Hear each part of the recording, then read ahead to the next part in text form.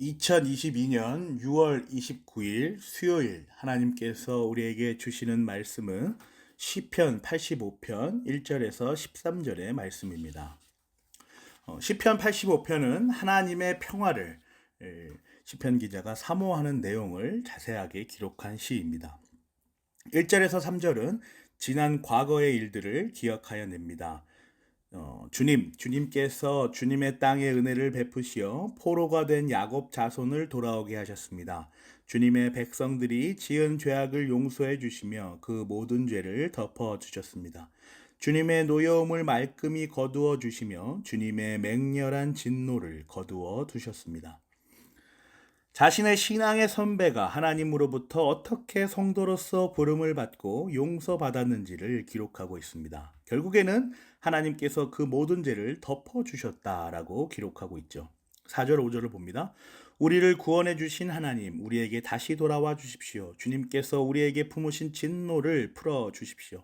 주님께서 우리에게 영원히 노하시며 대대로 노여움을 품고 계시렵니까?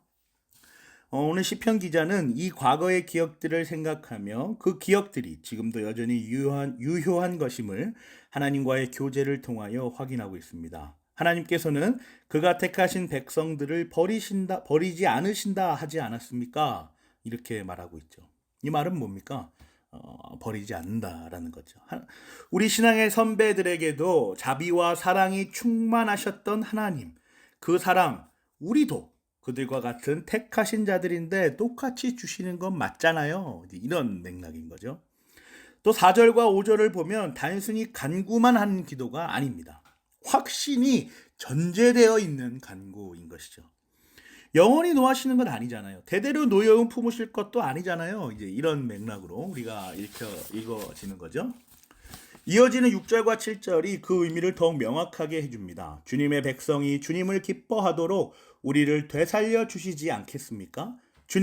주님의 한결같은 사랑을 보여주십시오. 우리에게 주님의 구원을 베풀어 주십시오. 시편 저자가 향하고 있는 시선을 한번 보세요. 자신들의 안위와 평안을 위하여 이렇게 간절히 기도하고 확신하고 있는 것이 아닙니다.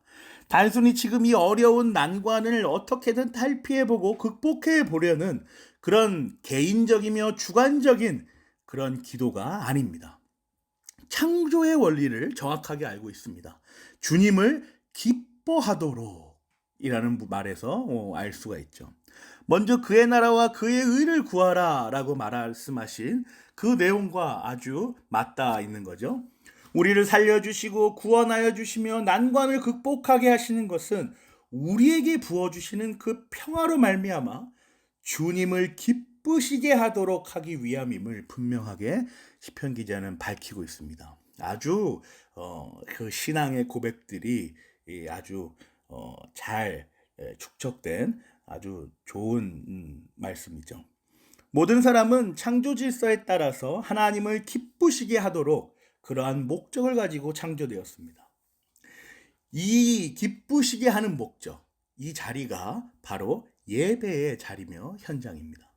우리 성도는 예배를 통하여 하나님을 기쁘시게 하며 하나님께 영광을 돌리죠.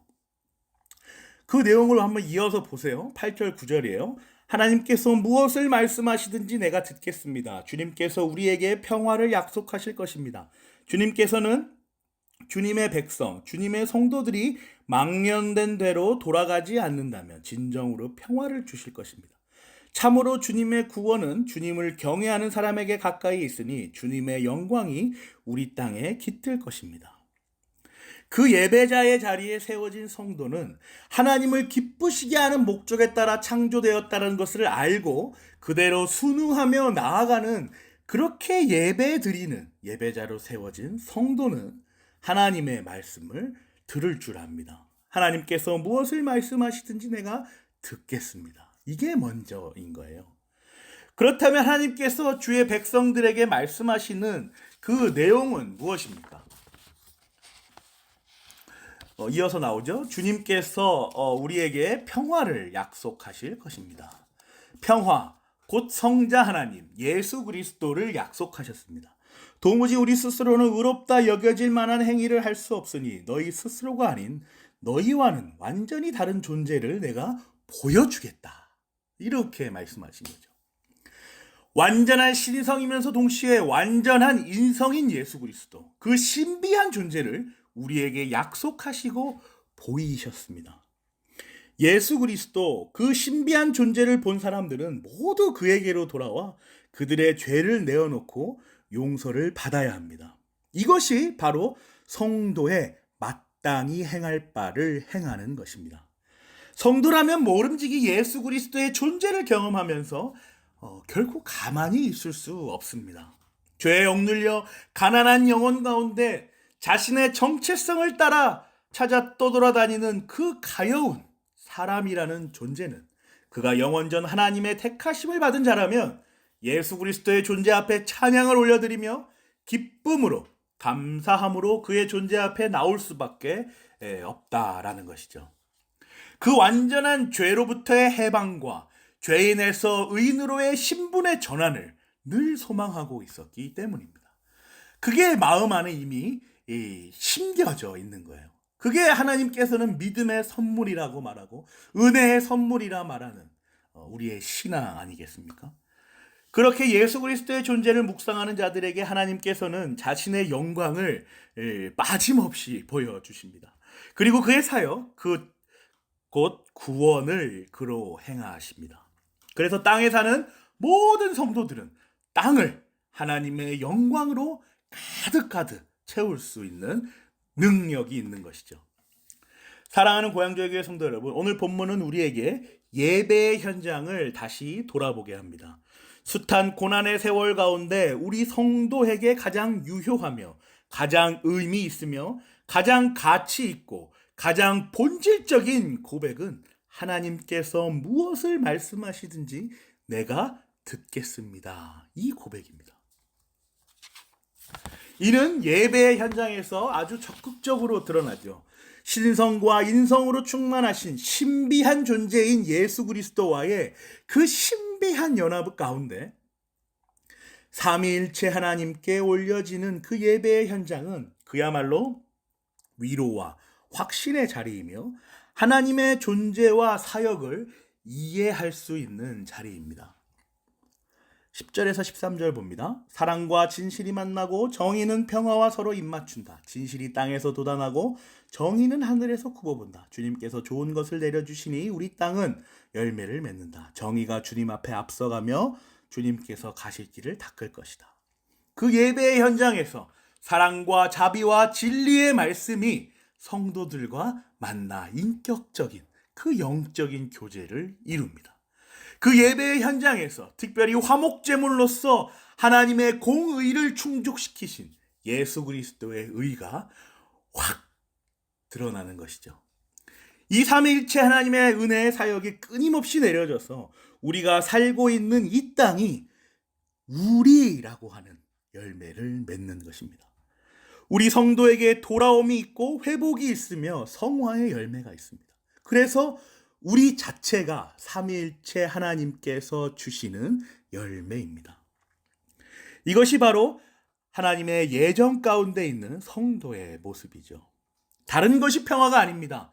다른 것이 사랑이 아니며 다른 것이 진실이 아니며 다른 것이 정의가 아닙니다. 다른 것이 될 수가 없는 것입니다. 삼위일체 하나님, 그 창조주의 놀라우며 신비한 사역 가운데 그 구원자의 조금씩 싹을 틔우고 꽃을 피우고 열매를 맺어가는 성도의 성화야말로 진정한 평화 그 자체이며 사랑과 진실과 정의가 이루어지는 그 인격체인 것이죠. 삼위일체 하나님이 그 우리 성도라는 열매를 통하여 하나님의 구원 사역을 이루어 가시는 겁니다. 얼마나 웅장하고 장엄하지 않아요? 이 길에 예수 그리스도께서 앞장서십니다. 신성이신 하나님께서 인성을 입으셔서 완전한 신성 가운데 완전한 인성으로 성육신하셨습니다. 성부 하나님께서 영원전 구원하시기로 작정하신 자들을 성령 하나님을 통하여 불러 모으시고 성자 하나님 자신이 직접 십자가를 지고 그 의의 사역을 담당하십니다. 성부 하나님께서 예정하신 그 일을 성자 하나님과 성령 하나님께서 우리를 통하여 이루어 가시는 것이죠. 이것이 구원 사역입니다. 바라기는 이 웅장하고 장엄하며 이 신성하고 거룩한 사역을 우리가 매 순간 경험하고 우리에게 하루하루 주어진 주님께서 가실 길을 우리도 함께 쫓아 제자된 마음으로 그 길을 따라 나서서 함께 예수님과 예수 그리스도와 걸어가시기를 간절히 기도합니다. 아멘.